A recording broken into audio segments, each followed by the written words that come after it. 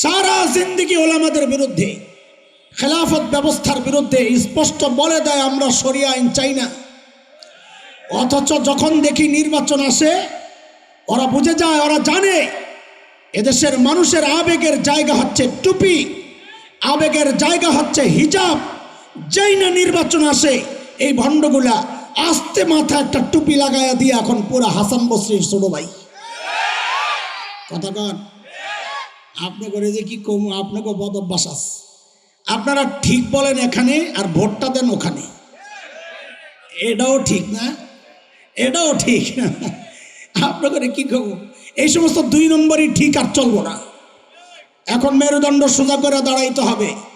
একটা পরিবেশ আসছে, ভবিষ্যৎ আরো সুন্দর হবে ইনশাআল্লাহ। রক্ত ঝরছে না, আরে আমার ভাই হাদিদের রক্ত ঝরছে না, ওলামাদের রক্ত ঝরছে না। যেহেতু রক্ত ঝরছে একটা পরিবর্তন হবে ইনশাআল্লাহ। কারণ আমরা পড়েছি, জেনেছি যারা শরীরকে পানিতে ভেজায় তারা কাপড় বদলায়, যারা ঘামে ভেজায় তারা ভাগ্য বদলায়, কিন্তু যারা রক্তে ভেজায় তারা ইতিহাস বদলায়। রক্ত যেহেতু পড়েছে ইতিহাস পাল্টাবে, ওদেরকে জানাইতে হবে আমরা ধোকায় পড়তে রাজি না। সব তন্ত্র মন্ত্র দেখা শেষ, সোনার বাংলা দেখা শেষ, স্বপ্নের বাংলা দেখা শেষ, ডিজিটাল বাংলা দেখা শেষ, স্মার্ট বাংলা ভাঙতে ভাঙতে দেখা শেষ, সব দেখা শেষ। আগামীতে দেখতে চাই খেলাফতের বাংলাদেশ, কোরআনের বাংলাদেশ, ইসলামের বাংলাদেশ।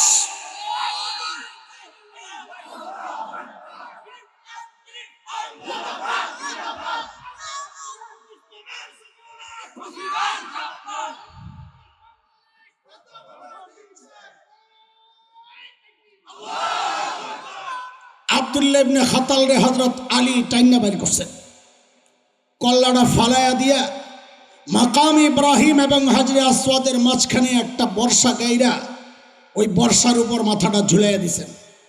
দুনিয়ার মানুষকে দেখায় দেওয়া হয়েছে আল্লাহর নবীকে নিয়ে যারা কটূক্তি করবে ওদের শাস্তি এইটাই হওয়া উচিত।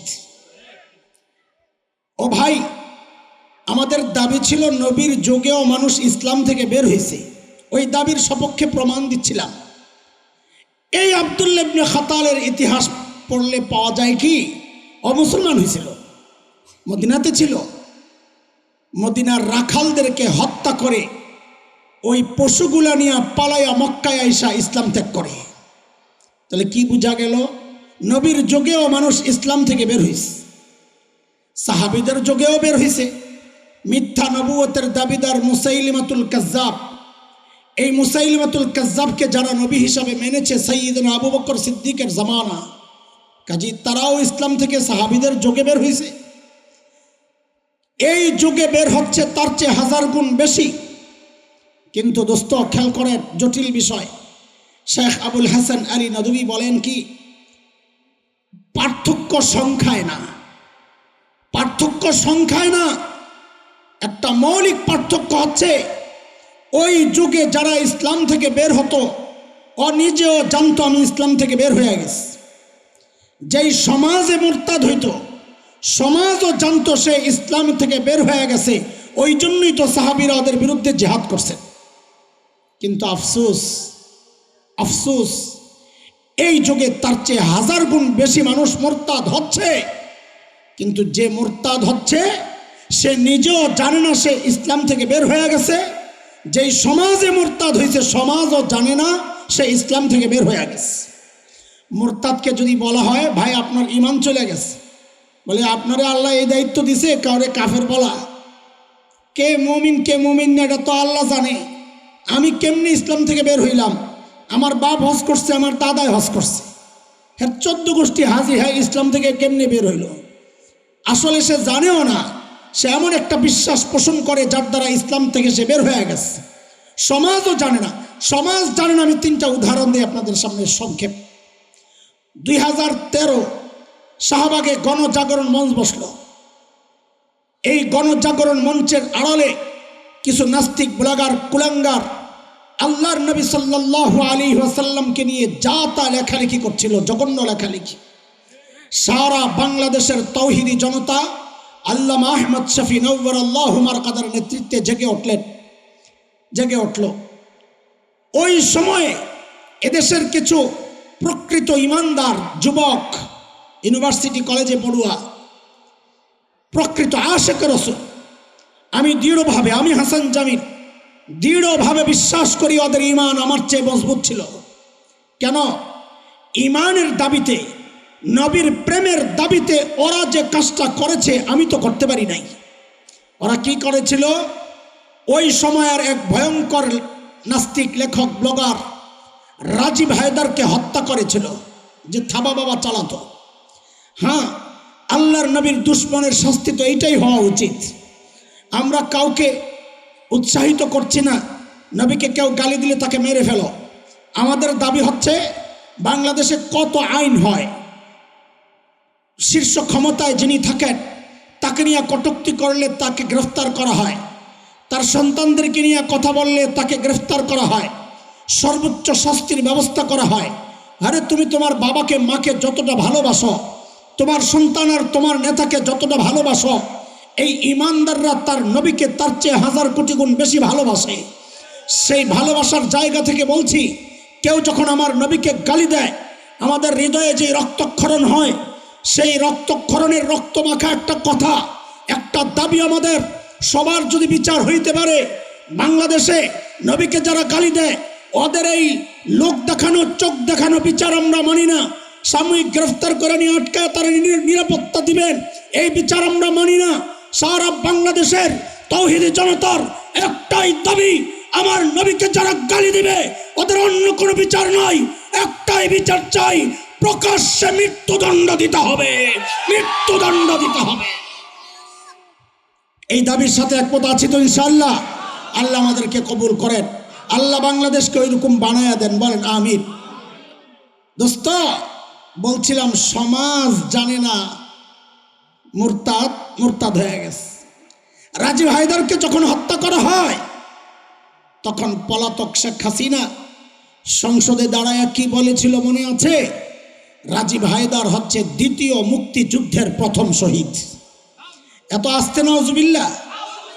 আরে আল্লাহর নবীরে যে গালি দেয় সে শহীদ তো দূরের কথা, তার তো ইমানই নাই, অথচ তাকে শহীদ বলতেছে।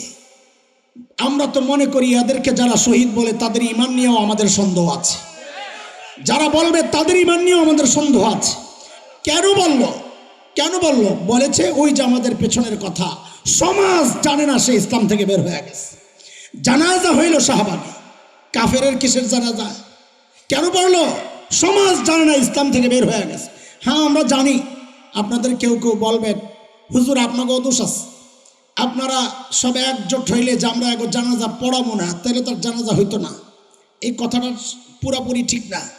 কারণ এক কুলাঙ্গার কুষ্টিয়ার এসপি হুমকি দিছিল, মোল্লারা খালি জানাজার হুমকি দেয়, মোল্লাগো জানাজা আমগো লাগবো না, আমগো জানাজা আমরা নিজেরা পড়ালাম।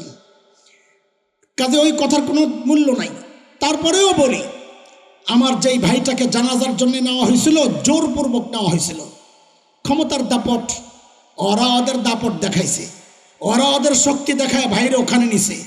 মাওলানার সর্বোচ্চ শক্তি দেখায়া অজু ছাড়া নামাজ পড়াইয়া দিছে। ঠিক আছে না? এবার পরের দিন পত্রিকায় আসছে 3 তকবীর। তকবীর কয়টা দিছে? জানাজায় তকবীর কয়টা দিছে? কয়টা? আমি একজনকে জিজ্ঞেস করলাম, আচ্ছা এই যে পিছনে এত মানুষ, কেউ ভুল ধরে নাই যে তকবীর 3টা হয়েছে? আল্লাহর বান্দা জবাবটা দিছে বড় মারাত্মক। বলে কি জানেন? পেছনে যে খাটাসগুলা দাঁড়াইছে ওরা জানলে না জানাজায় তকবীর কয়টা। ও ভাই, জানাজা কেন পড়লো? সমাজ জানে না তারা ইসলাম থেকে বের হয়ে গেছে। উদাহরণ নম্বর 3 শোনেন।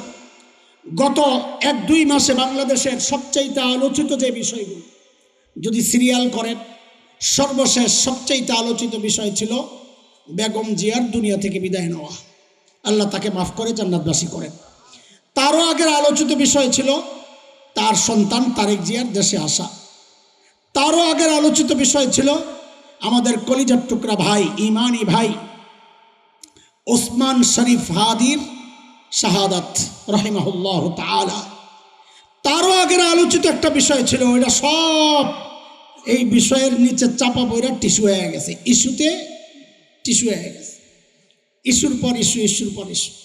সেই বিষয়টা ছিল আউল বাউল ফাউলদেরকে নিয়ে।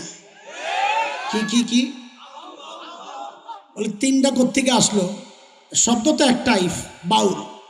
আমি এক পাশে আউল রাখছি, এক পাশে ফাউল রাখছি, যেন বাউলরা না ডরায়, ভয় টয় না পায়, একাকিত্ব বোধ না করে।